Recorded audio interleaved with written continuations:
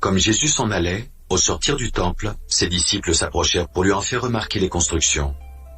Mais il leur dit, « Voyez-vous tout cela? Je vous le dis en vérité. Il ne restera pas ici pierre sur pierre qui ne soit renversée. » Il s'assit sur la montagne des Oliviers.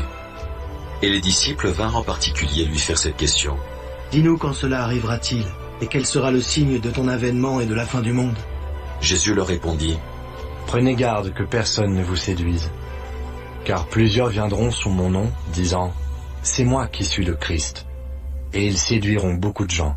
Vous entendrez parler de guerre et de bruit de guerre. Gardez-vous d'être troublés, car il faut que ces choses arrivent, mais ce ne sera pas encore la fin. Une nation s'élèvera contre une nation, et un royaume contre un royaume. Et il y aura, en divers lieux, des famines et des tremblements de terre. Tout cela ne sera que le commencement des douleurs. Alors on vous livrera au tourment, et l'on vous fera mourir, et vous serez haïs de toutes les nations à cause de mon nom. Alors aussi plusieurs succomberont, et ils se trahiront, se haïront les uns les autres. Plusieurs faux prophètes s'élèveront, et ils séduiront beaucoup de gens. Et parce que l'iniquité se sera accrue, la charité du plus grand nombre se refroidira. Mais celui qui persévérera jusqu'à la fin sera sauvé. Cette bonne nouvelle du royaume sera prêchée dans le monde entier pour servir de témoignage à toutes les nations.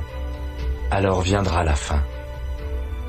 C'est pourquoi, lorsque vous verrez l'abomination de la désolation dont a parlé le prophète Daniel établi en lieu saint, que celui qui lit fasse attention. Alors que ceux qui seront en Judée fuient dans les montagnes, que celui qui sera sur le toit ne descende pas pour prendre ce qui est dans sa maison, et que celui qui sera dans les champs ne retourne pas en arrière pour prendre son manteau.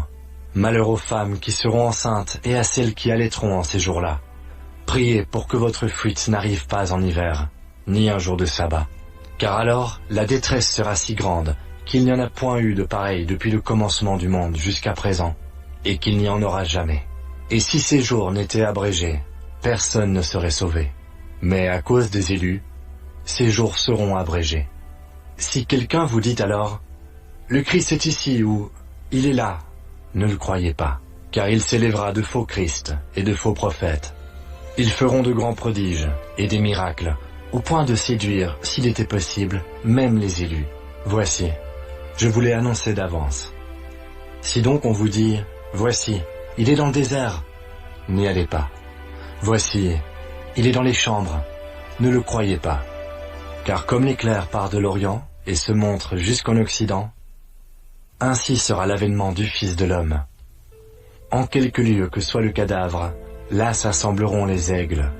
Aussitôt, après ces jours de détresse, le soleil s'obscurcira. La lune ne donnera plus sa lumière, les étoiles tomberont du ciel, et les puissances des cieux seront ébranlées. Alors le signe du Fils de l'homme paraîtra dans le ciel. Toutes les tribus de la terre se lamenteront, et elles verront le Fils de l'homme venant sur les nuées du ciel, avec puissance et une grande gloire. Il enverra ses anges avec la trompette retentissante, et ils rassembleront ses élus des 4 vents, depuis une extrémité des cieux jusqu'à l'autre. Instruisez-vous par une comparaison tirée du figuier. Dès que ses branches deviennent tendres, et que les feuilles poussent, vous connaissez que l'été est proche. De même, quand vous verrez toutes ces choses, sachez que le Fils de l'homme est proche, à la porte. Je vous le dis en vérité, cette génération ne passera point, que tout cela n'arrive. Le ciel et la terre passeront, mais mes paroles ne passeront point. Pour ce qui est du jour et de l'heure, personne ne le sait, ni les anges des cieux, ni le Fils, mais le Père seul. Ce qui arriva du temps de Noé arrivera de même à l'avènement du Fils de l'homme. Car dans les jours qui précédèrent le déluge, les hommes mangeaient et buvaient, se mariaient et mariaient leurs enfants, jusqu'au jour où Noé entra dans l'arche, et ils ne se doutèrent de rien, jusqu'à ce que le déluge vînt et les emporta tous. Il en sera de même à l'avènement du Fils de l'homme. Alors, de 2 hommes qui seront dans un champ, l'un sera pris, et l'autre laissé. De 2 femmes qui moudront à la meule, l'une sera prise, et l'autre laissée. Veillez donc, puisque vous ne savez pas quel jour votre Seigneur viendra. Sachez-le bien, si le maître de la maison savait à quelle heure de la nuit le voleur doit venir, il veillerait et ne laisserait pas percer sa maison. C'est pourquoi vous aussi, tenez-vous prêts, car le Fils de l'homme viendra à l'heure où vous n'y penserez pas. Quel est donc le serviteur fidèle et prudent que son maître a établi sur ses gens, pour leur donner la nourriture au temps convenable. Heureux ce serviteur que son maître à son arrivée trouvera faisant ainsi. Je vous le dis en vérité, il l'établira sur tous ses biens.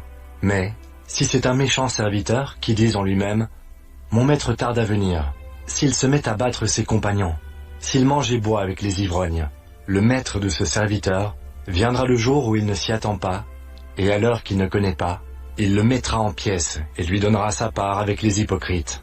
C'est là qu'il y aura des pleurs et des grincements de dents.